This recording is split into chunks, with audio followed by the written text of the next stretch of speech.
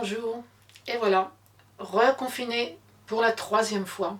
Alors, divertissons-nous, partons totalement dans l'imaginaire, avec l'un de mes héros préférés, Silver Le Siquaire, cet auteur à gages qui m'avait aidé à écrire mon livre autobiographique, Puzzle.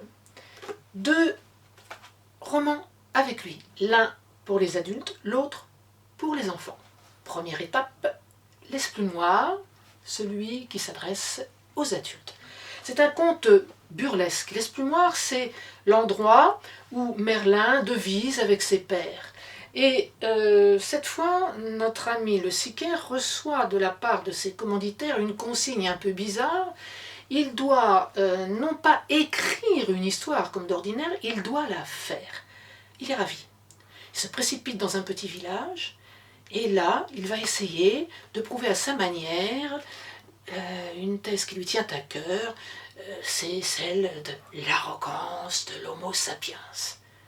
Et de son cerveau vont sortir de multiples inventions, des personnages cocasses, issus de la littérature celte qu'il aime particulièrement, des situations tout à fait loufoques, mais d'aventure en aventure, même si tout lui échappe, il va finir par prouver ce qu'il désirait prouver. C'est un livre drôle, percutant, que j'ai pris énormément de plaisir à écrire, et je souhaite que vous ayez le même sourire que moi en le lisant. 2e étape, Silver Le Siquaire dans le monde des enfants. Il a une dizaine d'années, il est collégien, 12-13 ans, peu importe, là je n'ai pas fixé.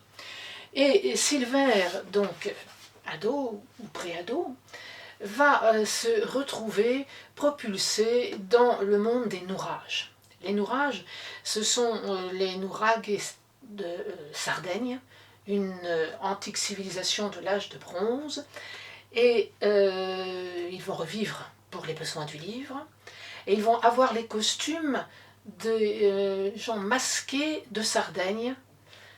Donc c'est un mélange de traditions sardes.